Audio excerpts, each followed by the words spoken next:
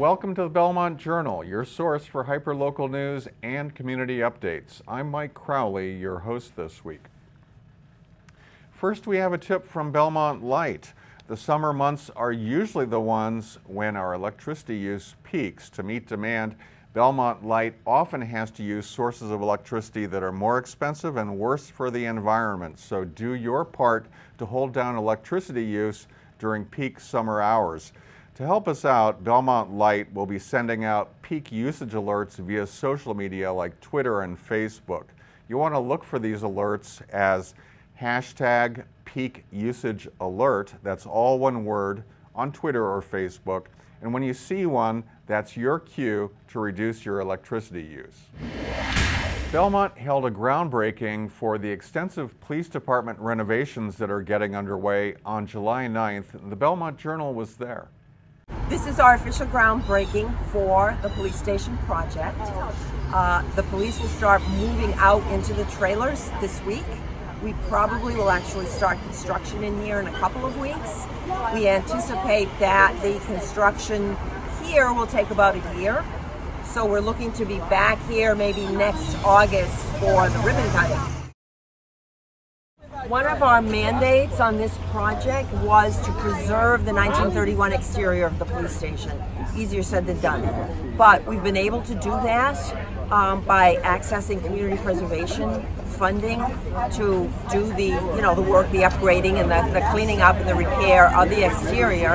And then we are doing everything in the interior to bring it up to 21st century standards. So you'll see the beautiful historic exterior and then you'll walk through the front door and it'll be a brand new modern police station. It's kind of the best of both worlds.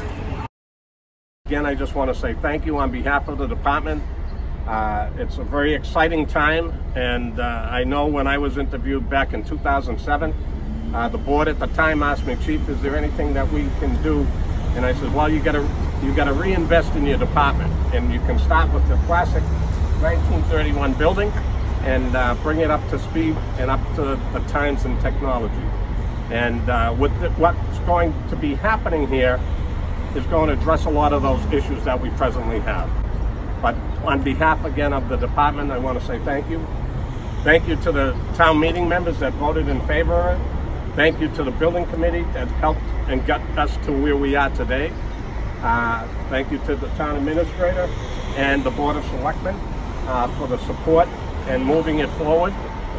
It is a very exciting time, and I'm just very grateful because it's something that is very needed for the department and the community. And I truly believe once it's all done and completed, it's going to be a project that we all can be very proud of. The town has been ticking off the list, and we've done the fire stations, and we've built the senior center, and we've done the Wellington School, and we've worked our way down to police, what I call the big four: police, DPW, high school and library, and everything's in process. We have some sad news. Another Belmont Center business is closing. The 30 Petals women's clothing store closed at the end of June. Joanna Tzouvelis met with the owner, Erica Kleinkopf, at the store's farewell party.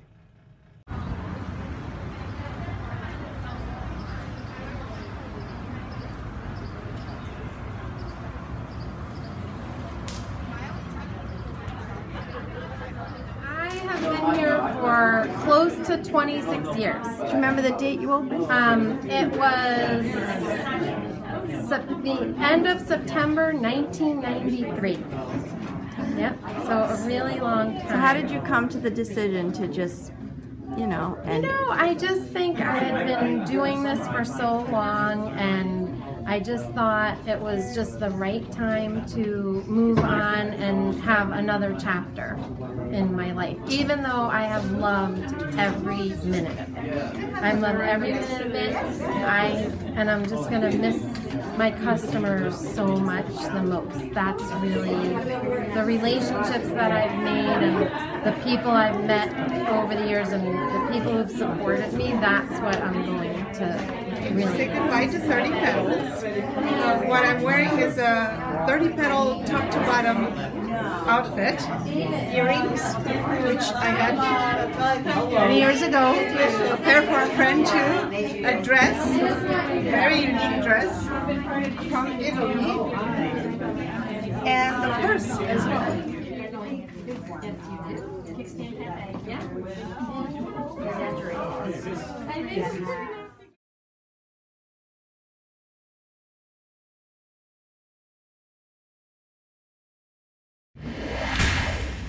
Even though the Belmont Center has lost the 30 Petals women's clothing store, the Belmont Center Business Association is alive and well. Jane Peters meets with Gerry Dinkhaut, the owner of Champions and the president of the Business Association, to talk about some of the ways in which the association is contributing to the community. All right. Hi everyone, we're here in Belmont Center at Champions Sporting Goods. We're here with Gerry from Champions. Thanks so much for being here today. Sure. We're here to talk a little bit about the Belmont Center Business Association, Right. and not just about how the association supports the businesses in Belmont Center, but also how it supports the community. So something that people might not know about, your most recent donation was for the defibrillators in the parks. Yes. Can you talk a little bit about that? The Recreation Department asked us for a donation, the Center Association, to donate $500 to put a defibrillator, or some of the cost for the defibrillator. And we voted on it, and we voted yes. That's great. So we gave them a check last week or so. Awesome. Yeah. And there's lots of other things that you've done to support the community as well. Can you talk a little bit about what some of those are? Sure. So for Town Day is where we raise our money. We raise anywhere between $12,000 and $13,000. That's amazing. For Town Day. And with that money we buy flowers for the center. We also give $300 to the Eric Habelow Golf Open. We give $750 to the Dan Sharpman Road Race. Great. That money is spent with gift cards to everybody who belongs to the association. So they have to spend it in town here. Yep, yep. And they have to spend it to people who belong to the association. Okay. So I get the gift cards for everybody. We have about 20 people, 20 to 24 businesses, small businesses that belong to the association. So lots of different kinds of projects that you donate to, and some beautification stuff, and lots of things to support the community. Right. So we also do the holiday celebration, Turn on the Town. We pay for that. Awesome. We do the Halloween painting contest, and that we raise that money we give to the FBE, the Foundation for Belmont Education. And then we give, with the money we raise from Town Day, we give 2 $500 scholarships to high school kids. Great. Yeah. Great. That's awesome. So it kind of works both ways. Great. You know, they support us, we give back. Yeah, that's important too, right? Yeah. That's great. And can you talk a little bit about the association in general? Is it most of the businesses that are just on Leonard Street, or does it extend any further than that? Or no, it's just the businesses in the center. There's about 20 of us. It's all the small businesses. Unfortunately, the big corporations don't get involved. They don't want to get involved. CBS, Bank of America, Santander Bank, Starbucks, none of them join the association, unfortunately. So it really just serves the small businesses in the area. Exactly. So we've been, we started back in 1989 and going strong right now. Great. And Champions itself has been around for quite a while. Oh, God. 30 years. Just 30 celebrated years. 30 years. Have you seen a lot of changes in Belmont throughout that time, throughout the kind of businesses that are down here and that kind of thing? A lot of changes in the center, and more coming this year and next. All good. It's all good. Great. Right. Great. But overall, must have been a good experience overall, being downtown and it is. Being here. It is. We're in a good location. There's a lot of traffic down here. And we're the official cut-through of Belmont Center. So there's a sign on the door. Right. So we get traffic that way. That's great. Yeah. Great. So people can stay tuned for information about the Halloween contest and things like that are coming up. And come up next is the Halloween contest. Yeah. Right. We're trying to do something for fall. We're trying to plan something for late fall, either close down the street, maybe have a movie, but that's still in the initial planning stages. Okay, great. So, yeah. Cool. Sounds cool. Is there anywhere that people can stay up to date on those kind of events? Is there We have a website, BelmontCenterBusiness.com, and we put all the activities on there. Great. So they can go on there and look. Awesome. Right. And everybody that belongs to the Center Association is on that website. Okay, awesome. Right. So you can see a list of everyone that participates Right. and donates to those causes. Yeah. Great. Well, thank you so much for talking with us today. Sure. And we'll be talking to you soon, I'm sure, and seeing you, everybody come down and visit. All righty. Great. Thanks. Welcome to This Week in the Citizen-Herald, and we're happy to have Joanna Tzouvelis back with us again this week. How are you, Joanna? Just a little hot, but other than that, I'm good. It's a little hot today. Is it just my imagination, or is Belmont experiencing more airplane noise than it used to? No, it's not your imagination, Mike. In fact, for the past 6 years, Belmont has been experiencing more airplane noise. I remember when it first started happening, I was like, what's going on? It's like all this noise. And then I found out what was going on. I found out that the flight patterns were changed. There's this runway that they call 33L. So were they changed without any kind of public announcements, or? Pretty much, Okay. yeah, pretty much. So once residents found out, this one particular resident, Myron Casaraba, became Belmont's representative for a community advisory committee that Massport has. And you know, they've held lots of public meetings, and then they formed their own group, because the runway where the flight patterns changed is called 33L. So they formed a group called the 33L Municipal Working Group. And it's not just Belmont, it's other towns that have been affected, like Arlington and Watertown and Cambridge. So there's representatives from each of those towns. Myron's working with them, and what they've been doing is they've been writing letters to the FAA, you know, issuing complaints online to the FAA, talking to legislators, doing everything they possibly can, measuring noise, everything they possibly can to get this back to the way it was. So are they having any influence? Okay. In 2000, so this all started in 2013. In 2016, Massport and FAA finally heard them and said, well, we'll have MIT do a study to come up with alternate flight patterns. So just this past June 24th, a doctor who did the study presented 14 options that would take away, like it would disperse the noise more, it would disperse the flight patterns more, and create more equity. And to understand what that means, basically communities that haven't had airplanes flying over them could have airplanes flying over them. It's just, but perhaps not as frequently as the affected communities are experiencing right now. In the meantime, over the past 6 years, there's been many more flights taking off from this 33L runway as late as 1 a.m. in the morning. And well, because Boston Logan is becoming a busier airport, It's actually where a lot of international, I think Logan flies people to 30 different countries. Yep, it's becoming an international hub. I think that's what they call it. So we've had, so the news, that's the news, and basically more information is going to be needed before any progress can be made. It is progress, but it's not, we don't know what solution they're going to pick, if any. The FAA has to approve it, the Massport has to approve it, all the airlines have to approve it. There will be hopefully a public meeting in September where Myron Casaraba will present all of this information to the public, and there'll be lots of public meetings, so just, we'll keep people informed in the Citizen-Herald and on Wicked Local Belmont about it. That sounds good, Joanna. So just a quick reminder too, this is bike theft season. Yes, it is. It is.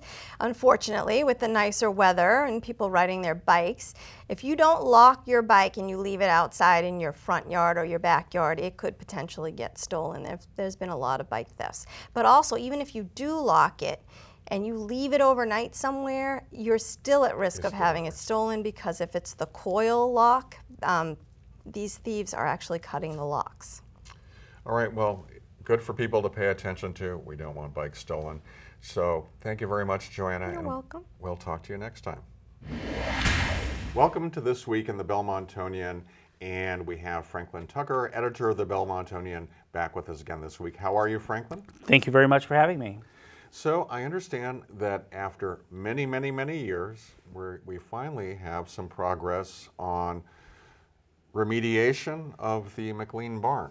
Yes, I think this is one of those proposals that people may have missed out on because it's far away from the real population centers in Belmont. It's right across the street from the Mill Street entrance to the McLean's. It's also right next to Rock Meadow and the Kendall Garden neighborhood.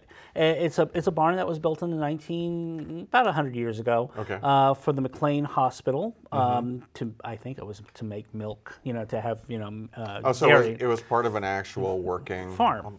Okay. And so the McLean Hospital decided to give it to the town. They got out of the milk business. That's right. And it was an abandoned building. So what the town is now doing is it's now taking CPA money that it was approved a year ago, and moving forward to stabilizing the barn and getting rid of the graffiti and things like that. And the Lone Tree Hill Committee, which is the committee that overlooks anything that's on that property, okay, they have hired a facilitator that will start meeting with people who have interests in the barn and in the public itself to find out what should the future of the barn be. I mean, there have been some people are thinking it as a visitor center or a community center, especially for a part of town that really doesn't have any real close connection to the rest of the town. Kendall Garden is a great community, and it would be nice to have something there that is a town property.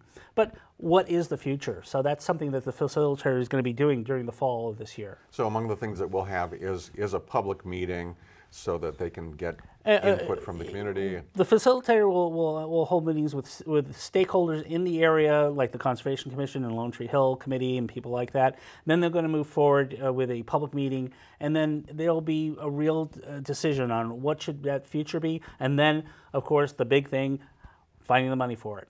Okay. Well, so that sounds like progress, and we'll see what happens.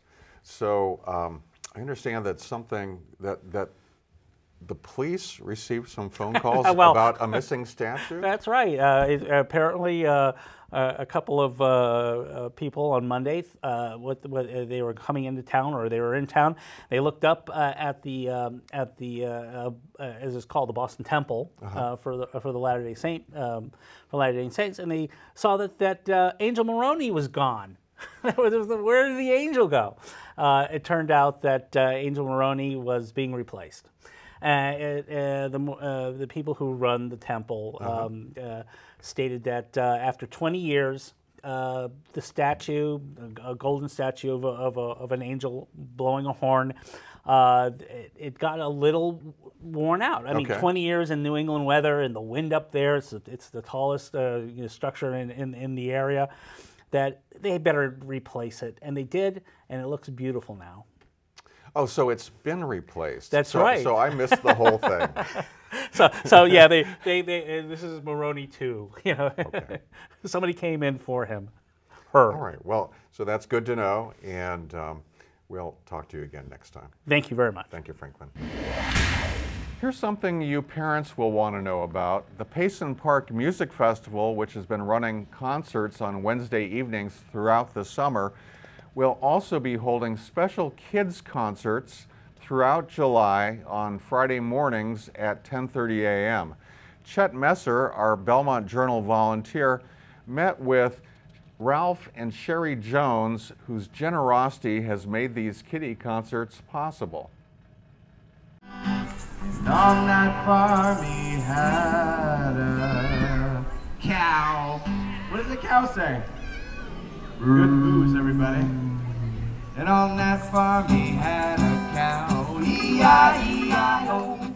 My husband Ralph and I have contributed to the children's concerts as part of the summer music series. So I think it started up a couple of years after the original concert started, and we got a request from Tommy Olson to support that, and we were happy to do it, and we've been doing it ever since. I knew Tommy first when we both had our first children, and our association originally was having children the same ages.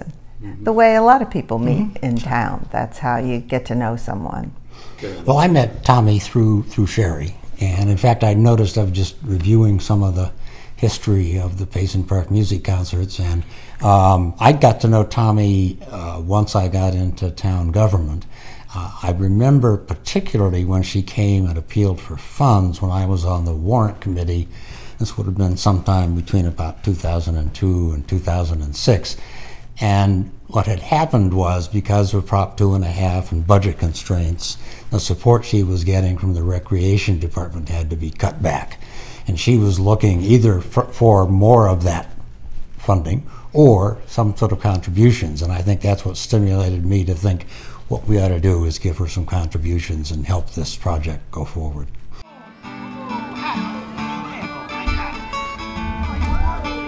Can everybody take your scarves and shake them up? Hi, let me see all those colors. Whoa! Lovely, I love them. We're gonna do a song about colors, but let me see if I can pick my favorite color. Yellow. Everybody say yellow. Yellow. Yellow. So if you've got a yellow scarf, wave it around. If you've got a yellow scarf, wave it around. If you've got a yellow scarf, wave it around, wave it around. If you've got a yellow scarf, wave it up and down, all around. If you've got a yellow scarf, wave it around, wave it around.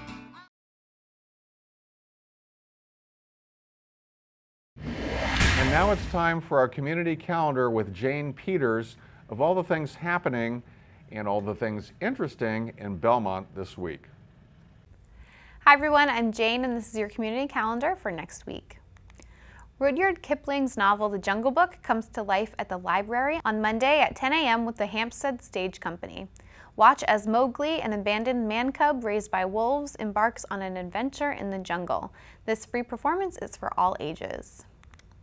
From the pond to the meadow to the woods, there are lots of places to explore and things to find at Habitat. Some are out in the open and some are hidden. Families can spend a summer night on Tuesday from 6:30 to 8 and look for items on your own scavenger sheet. Register at massaudubon.org or by calling Habitat. Even the youngest child can enjoy STEAM activities. Kids 5 and younger can explore science, technology, engineering, art, and math activity centers and circle time on Wednesday at 9:30 a.m. in the library assembly room. On Wednesday, Watertown Children's Theater presents In a Nutshell, a unique show featuring all your favorite works of Shel Silverstein. This show incorporates theater, dance, music, and lots of imagination. All ages can catch it at the library on Wednesday at 2. Kids, teens, and adults can sign up to see if they have what it takes to survive a crashing spaceship in the library's Space Crash Escape Room on Thursday at various times. Sign up now at belmontpubliclibrary.net. The Farmers Market and Food Collaborative are joining forces in a fun cooking demonstration at the Beach Street Center on Friday at 11 a.m. Learn how to utilize fresh seasonal fruits, veggies, and other products accessible through the market. Seniors who receive Section 8 housing, energy assistance, Medicaid, or community food assistance can also take advantage of the FMNP Farmers Market coupons that will be available at the demo. Powers Music School's Music on the Hill is a 3-week chamber music program for ages 8 to 18. Session 2 concludes on Friday with a final concert with all ensembles at 6:30 p.m. The concert takes place at the First Church in Belmont.